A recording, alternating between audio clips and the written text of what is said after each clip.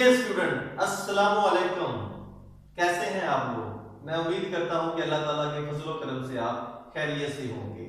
और मैं माजरत खा हूं चंद दिन लेक्चर आप तक नहीं पहुंचा सका, क्योंकि आपकी खातर जो मैंने बेशुमार केमिस्ट्री, फिजिक्स और बायो की वीडियोस प्रैक्टिकल की बनाई हैं और बगैर मैक के मैंने बनाई थी, जिसकी वजह से कुछ मुझे गले का प्रॉब्लम हुआ, साउंड का प्रॉब्लम हुआ। अब अल्हम्दुलिल्लाह आपकी दुआओं से गला भी सेट है और आपकी सिफारिशात पे ये माइक भी हाजिर है। तो आज का जो टॉपिक जो मैं शुरू करने जा रहा हूं वो है लॉ ऑफ मास एक्शन। ये क्लास 10th का केमिस्ट्री के चैप्टर 9 का टॉपिक नंबर 9.2 है और ये एग्जाम में लॉन्ग क्वेश्चन आता है। और इस तरह इसका स्टेटमेंट आपसे पूछा जाएगा कि लॉ ऑफ मास एक्शन तहरीर करें और एक जनरल रिएक्शन के लिए इक्विलिब्रियम कांस्टेंट एक्सप्रेशन अखज़ करें। तो ये लॉ सबसे पहले गोल्डबर्ग और वेग ने 1969 में पेश किया। ये लॉ है क्या चीज है? According to this law the rate at which a substance reacts is directly proportional to its active mass and the rate of reaction is directly proportional to the product of active masses of the reacting substances। यानी कि किसी शय के react करने का rate इसके active mass के directly proportional होता है और किसी रिएक्शन का रेट रिएक्ट करने वाली अशिया के एक्टिव मासेस के हासिल ज़रब के डायरेक्टली प्रोपोर्शनल होता है। अब यहां से एक्टिव मास से क्या मुराद है? Molar concentration. तो मोलर कंसंट्रेशन का जो यूनिट है वो मोल पर डीएम क्यूब होता है और उसे हम स्क्वायर ब्रैकेट्स की फॉर्म में लिखते हैं। तो आइए अब चलते हैं इसकी वजाहत की तरफ। वजाहत से पहले आप एक कॉपी और एक पेंसिल अपने पास रखें। जैसे जैसे मैं स्टेप आपको समझाता जाऊं आपने साथ साथ नोट करते जाना है और ये इंतहाई आसान टॉपिक होगा आपके लिए। आइए चलते हैं इसकी तरफ। तो सबसे पहले मैं एक रिएक्शन लिखूंगा आपके सामने, जनरल रिएक्शन, एक मुसावा लिखूंगा जिसमें मेरे पास ए और बी दो रिएक्टेंट हैं, ए और बी। जब ये दोनों आपस में रिएक्ट करते हैं तो उसके नतीजे में मेरे पास जो प्रोडक्ट है वो सी और डी बनते हैं और जब सी और डी दोबारा रिएक्ट करते हैं तो उसके नतीजे में दोबारा रिएक्टेंट ए और बी बनते हैं। तो ये मैंने रिवर्सिबल रिएक्शन का एरो शो किया है, हाफ एरो है दोनों साइड। जब रिएक्टेंट ए और बी आपस में रिएक्ट करते हैं उससे प्रोडक्ट सी और डी बनता है। इसे हम कहते हैं रेट ऑफ फॉरवर्ड रिएक्शन और इसे हम लिखते हैं के एफ से। और जब सी और डी दोबारा आपस में रिएक्ट करते हैं, ए और बी बनाते हैं, यानी रिवर्स साइड पे रिएक्शन चलता है, तो उसको हम कहते हैं रेट ऑफ रिवर्स रिएक्शन, के आर से रिप्रेजेंट करते हैं। अब यहां पे अगर हम गौर से देखें तो हमारे पास ए और बी जो है वो रिएक्टेंट है, सी और डी जो है वो प्रोडक्ट्स है, ये वाले। अब ए की जो मोलर कंसंट्रेशन फॉर्म है, किस फॉर्म में हम यहां पे रिप्रेजेंट करेंगे?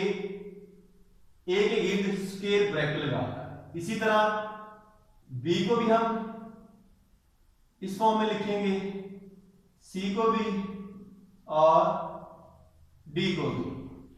तो ये जो ब्रैकेट के अंदर मैंने लिखी है ए बी सी डी लिखे हैं, ये है मोलर कंसंट्रेशन। और ये ब्रैकेट के बगैर है, ये मेरे पास है रिएक्टेंट और ये सी और डी ये है प्रोडक्ट्स। और यहां पे मैंने बात की थी एक्टिव मास, इससे मुराद है मोलर कंसंट्रेशन। Molar concentration. अब इस मोलर कंसंट्रेशन को मैंने बताया है आपने ब्रैकेट की फॉर्म में शो करना है और इसका जो यूनिट है उसे हम किससे रिप्रेजेंट करेंगे? मोल पर डीएम क्यूब। अक्सर बच्चे गलती कर जाते हैं एग्जाम में, जब लिखते हैं बोर्ड के पेपर में वो लिखाते हैं मोल पर डीएम स्क्वायर, तो ये बिल्कुल गलत है, यूनिट ही गलत आप लिख रहे हो। या आप लिख के आ जाते हैं मोल पर डेसीमीटर, ये भी गलत है, क्योंकि कंसंट्रेशन जो होती है, मोलर कंसंट्रेशन वॉल्यूम की शक्ल में होती है।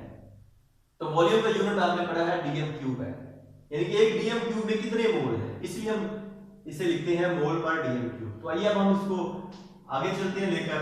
अब यहाँ पे अगर आप देखें तो जब रिएक्टेंट ए और बी मिलेंगे तो प्रोडक्ट सी और डी बनेगा।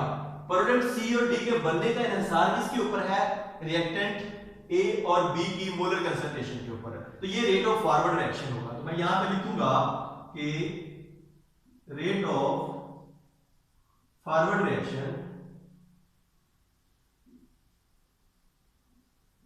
इज डायरेक्टली प्रोपोर्शन, किस चीज पे डिपेंड कर रहा है forward rate, molar concentration of A reactant and molar concentration of B reactant.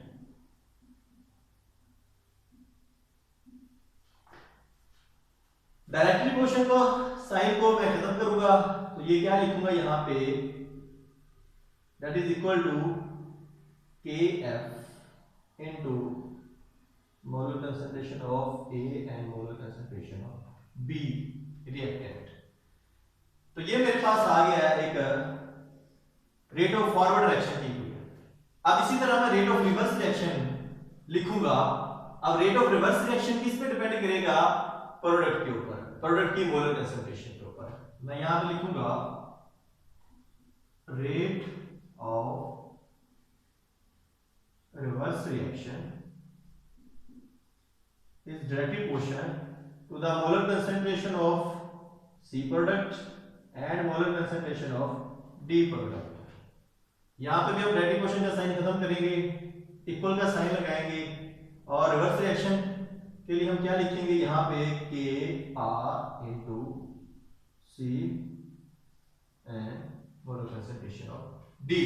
ये मेरे पास आ गया है। अब यहां पे अगर आप गौर करें तो आपके पास ये जो के एफ है और के आर है, इन्हें हम क्या कहते हैं, स्पेसिफिक रेट कांस्टेंट। यानी कि ये मेरे पास जो के एफ है और के आर है, हम बोलते हैं स्पेसिफिक रेट कांस्टेंट। तो अब जब रिएक्शन का रेट फॉरवर्ड और रिवर्स रेट इक्वल हो जाते हैं तो उस वक्त हम कहते हैं कि जो अब रिएक्शन है ये एट इक्विलिब्रियम की हालत पे है, तवाज़ुन की हालत में है। When the rate of forward reaction become equal to the rate of reverse reaction, this condition is called equilibrium state. At this equilibrium state, the rate of forward reaction will be equal to the rate of reverse reaction. तो मैं यहाँ पे लिखूंगा rate of forward reaction that is equal to rate of reverse reaction. Rate of forward reaction that is equal to rate of reverse reaction। यानी कि जितनी speed से forward reaction हो रहा है, ये रिएक्टेंट मिलके प्रोडक्ट बना रहे हैं, उतनी ही रफ्तार यानी स्पीड से प्रोडक्ट आपस में मिलके रिएक्टेंट बना रहे हैं। रेट का मतलब ही स्पीड होता है, रफ्तार होता है। अब यहाँ पे रेट ऑफ फॉरवर्ड रिएक्शन हमारे पास क्या आया था, अभी ये वाला K F into molar concentration of A into molar concentration of B, that is equal to rate of reverse reaction. अभी हमारे पास ये आया है K R molar concentration of C into molar concentration of D. ये दोनों rate बराबर हो चुके हैं। अब यहाँ पे एक और चीज में आपके सामने आ रही है, के एफ और के आर, जो कि हमने भी बात की है। फॉरवर्ड रिएक्शन का ये रेट का कांस्टेंट है, ये रिवर्स रिएक्शन के रेट का कांस्टेंट है। अब मैं यहां पे क्या करूंगा, के एफ, ये इसको नीचे ले आऊंगा, के आर। यहां लिखते वक्त बाद दफा आप ये गलती करते हैं, आपको ये नहीं पता चलता कि हमने प्रोडक्ट ऊपर लिखना होता है या रिएक्टेंट नीचे लिखना होता है, कहां पे लिखना है, प्रोडक्ट या रिएक्टेंट। तो बड़ा सिंपल हल है, के एफ मैंने ऊपर लिखा है तो डेफिनेटली ये चीज क्या चली जाएगी, इसके नीचे यहां पे आ जाएगी, molar concentration of A into molar concentration of B. ये मुकम्मल हो गया। अब इधर देखिएगा कि के आर नीचे है तो जाहिर डेफिनेटली इसके साथ वाली जो वैल्यू ये ऊपर आएगी, सी इनटू डी। ये लिखने का मेथड है बड़ा आसान सा, फिर भी याद ना रहे तो जब आप केसी ड्राइव करते हैं तो प्रोडक्ट हमेशा ऊपर होता है, रिएक्टेंट को हम हमेशा नीचे लिखते हैं। अब ये जो मेरे पास आया के एफ बटा के आर ओवर के आर, ये क्या चीज है? ये मेरे पास है इक्विलिब्रियम कांस्टेंट के लिए हम यूज करेंगे यहां पे।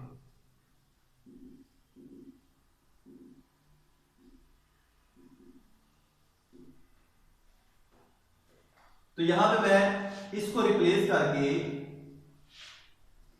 क्या लिखूंगा? Equilibrium constant. अब इक्विलिब्रियम कांस्टेंट क्या होता है? Kc।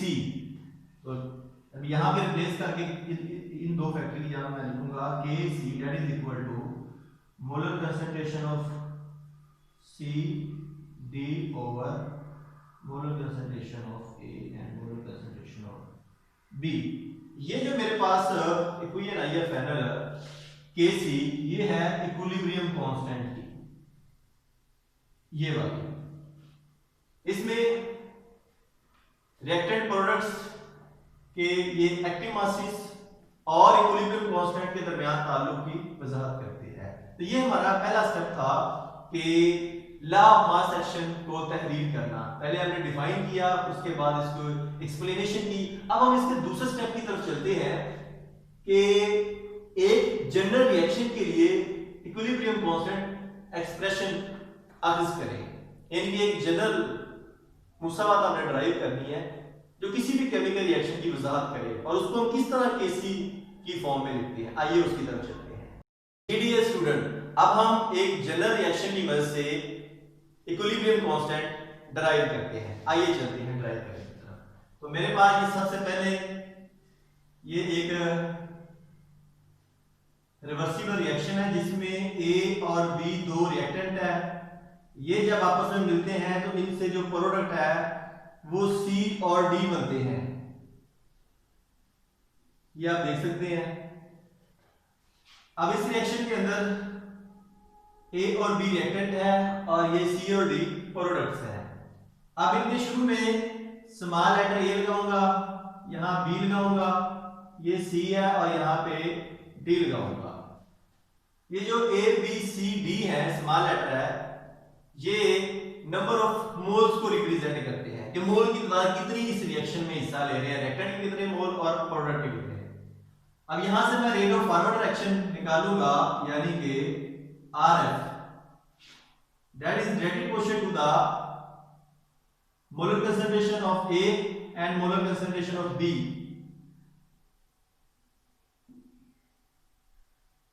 अब हम क्या करेंगे कि ये जो कोफिशिएंट है ये पार की शक्ल में इनके ऊपर यहां लिखेंगे, और यहां से मैं जो RF की वैल्यू है वो निकालूंगा।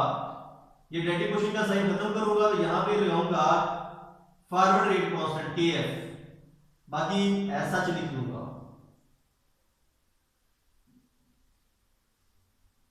ये देखिए, ये इक्वेशन मेरे पास आ गई है रेट ऑफ फॉरवर्ड रिएक्शन। इसी तरह रेट ऑफ रिवर्स रिएक्शन वो आपके सामने निकाल लूंगा।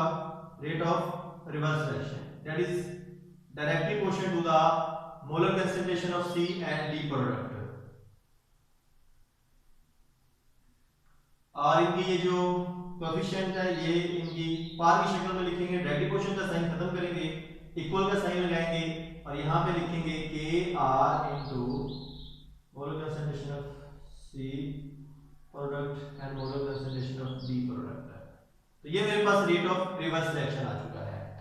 as we know that rate of forward reaction is always equal to the rate of reverse reaction।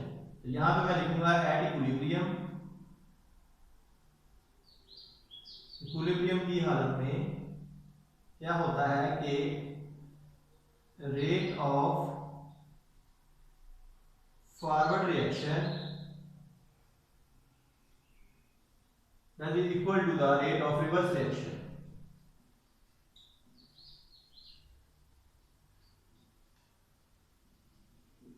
दोनों का रेट आपस में बराबर हो जाता है। रेट ऑफ फॉरवर्ड रिएक्शन की ये हमारे पास है वैल्यू, ये हम लिखेंगे KF इनटू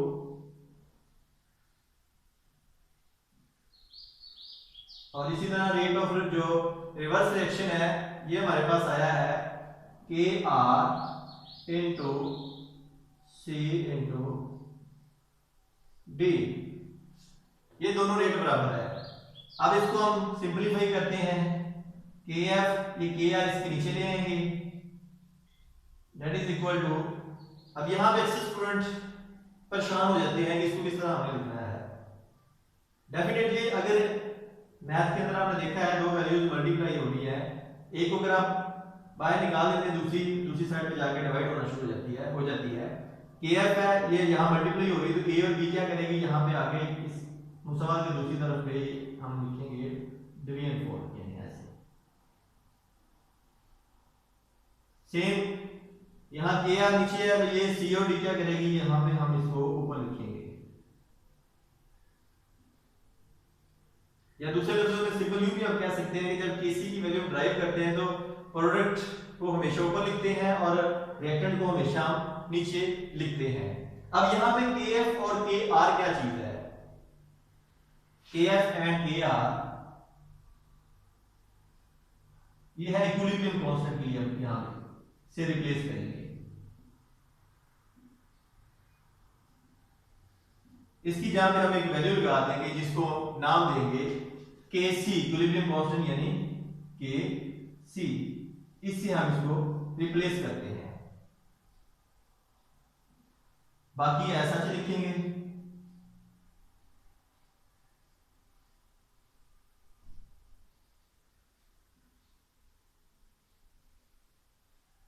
ये मेरे पास एक फाइनल इक्वेशन आई है,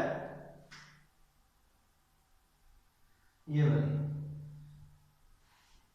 ये जो मुसव्वत आई है ये इक्विलिब्रियम कांस्टेंट एक्सप्रेशन है, किसी भी जनरल रिएक्शन के लिए हम इस्तेमाल कर सकते हैं। अब इस मुसव्वत को इस्तेमाल करते हुए एक मैं मिसाल आपके सामने पेश करूंगा और उसमें हम देखेंगे कि किस तरह उस रिएक्शन को हम केसी की शक्ल में लिखते हैं। एग्जांपल मैं लूंगा अमोनिया की। आपने पढ़ा है कि जब नाइट्रोजन और हाइड्रोजन ये दो गैसेस आपस में रिएक्ट करती हैं, उसके नतीजे में अमोनिया गैस बनती है, और ये जब रिएक्ट करती है तो दोबारा नाइट्रोजन और हाइड्रोजन के एडिशन पे डिपेंड करता है। ये रिवर्सिबल रिएक्शन है। तो सबसे पहले जब हम रिएक्शन लिखते हैं केसी मालूम करने के लिए, तो हमने इस केमिकल इक्वेशन यानी मुसव्वत को बैलेंस करना होता है, रिएक्टेंट से प्रोडक्ट की तरफ देखना होता है कि नंबर ऑफ मोल्स बराबर है या नहीं। अगर नहीं है तो सबसे पहले हम बैलेंस करेंगे। अब यहाँ पे आप देखिए तो नाइट्रोजन के दो एटम हैं, यहाँ पे नाइट्रोजन का एक एटम है, तो मैं क्या करूंगा, नाइट्रोजन के शुरू में दो लूं। अगर आप यहाँ पे नाइट्रोजन के नीचे दो लेंगे तो ये टोटल गलत हो जाएगा। तो अब देखें तो हाइड्रोजन के यहाँ पे दो एटम और यहाँ पे हाइड्रोजन के तीन, 3 into 2, जब 3 को 2 से मल्टीप्लाई करेंगे तो वो 6 बनेंगे। 6 हाइड्रोजन के एटम है, इधर हमने 6 करते हैं, 2 हमारे पास पहले ही है, किस डिजिट से मल्टीप्लाई करेंगे 6 हो जाए, डेफिनेटली 3 से करेंगे हम। अब आप देखिए नाइट्रोजन के 2, ये नाइट्रोजन बैलेंस है, हाइड्रोजन के 6, हाइड्रोजन के 3 2 6, ये बैलेंस हो चुकी है। अब यहाँ पे हम इसको केसी यानी इक्विलिब्रियम कांस्टेंट की फॉर्म में लिखेंगे, यानी प्रोडक्ट ऊपर बटा रिएक्टेंट, ऊपर लिखेंगे मोलर कंसंट्रेशन ऑफ प्रोडक्ट बटा मोलर कंसंट्रेशन ऑफ रिएक्टेंट। अब प्रोडक्ट हमारे पास क्या है इस मुसव्वत में, अमोनिया है NH3, इसके नंबर ऑफ मोल्स कितने पार्टिसिपेट कर रहे हैं रिएक्शन में, 2, इसको हम क्या करेंगे पार की शक्ल में ऊपर लिखेंगे। नीचे रिएक्टेंट है मेरे पास नाइट्रोजन है N2, इसका 1 मोल ही है, जिसके शुरू में नहीं है इसका मतलब 1 मोल ही, उसके लिए हम 1 नहीं लिखेंगे, ऐसा चीज से रहने देंगे। इस तरह हाइड्रोजन है, इसके 3 मोल इससे हिस्सा ले रहे हैं, हाइड्रोजन के 3, तो 3 को क्या करेंगे इस तरह पार की शक्ल में लिखेंगे। तो ये जो मेरे पास अब मुसव्वत आई है केसी इक्विलिब्रियम कांस्टेंट एक्सप्रेशन है अमोनिया के लिए, ये फाइनल इक्वेशन है। तो उम्मीद करूंगा कि आप किसी भी रिएक्शन की केसी खुद मालूम कर सकते हैं। अगर यह आपको वाकई आज समझ इसकी लगी है तो लाइक कर दें, और अगर आप चाहते हैं कि इस तरह की रेगुलर लेक्चर हमें मिले तो इस चैनल को सब्सक्राइब करें, साथ बेल आइकन का बटन उसे भी दबा दें। उससे ये होगा कि नेक्स्ट जैसे मेरी वीडियो आप तक पहुंचेगी फौरी तौर पे जैसे ही मैं अपलोड करूंगा आपको नोटिफिकेशन मिलेगा। तो मैं बहुत ज्यादा शुक्रिया अदा करूंगा आप बच्चों का, जो YouTube के अंदर जो वीडियोस में अपलोड करता हूं उसके नीचे बेशुमार आपके पॉजिटिव कमेंट्स आते हैं कि इस टॉपिक पे लेक्चर दें, इस पे बायो पे दें, केमिस्ट्री पे दें, 9th पे दें, 10th पे दें, FSC पे दें, प्रैक्टिकल पे दें। तो इंशाल्लाह आपकी कोशिश करूंगा, मैक्सिमम आपकी ख्वाहिशात के मुताबिक लेक्चर डिलीवर करूंगा। और ये जो सिलसिला मैंने शुरू किया इंशाल्लाह ये आगे बढ़ता रहेगा। और सबसे ज्यादा मशहूर हूं जिनकी ये बहुत ज्यादा ख्वाहिश थी कि माइक के साथ लेक्चर होना चाहिए, आवाज हमें क्लियर आनी चाहिए। तो शुक्रिया अदा करूंगा जवाद फरूक हैं किप्स लाहौर से। ये क्लास 10th के स्टूडेंट है। जैसे ही वीडियो अपलोड करता हूं फौरी तौर पे अपना रिएक्शन पॉजिटिव कमेंट्स शो करते हैं। और इनके साथ इनकी कुलीग नीबू रहमान है, मोहम्मद मूसा है, सैयद साद आसिफ है और सुहेब असलम। इन सब की ख्वाहिश होती है कि इंग्लिश और उर्दू दोनों में मिला के लेक्चर दें ताकि हमारा बेसिक कंसेप्ट क्लियर हो। लेकिन अगर फिर भी आपके ज़हन में कोई क्वेश्चन रह जाए तो इस वीडियो के नीचे जो कमेंट बॉक्स है वहां पे अपना क्वेश्चन पुट करें, आपको इंशाल्लाह रिप्लाई मिलेगा। तो नेक्स्ट वीडियो तक आपसे इजाजत चाहूंगा, खुश रहिएगा। अगर अभी तक आपने चैनल सब्सक्राइब नहीं किया उसको भी कर लीजिए। बहुत शुक्रिया, अल्लाह हाफ़िज़।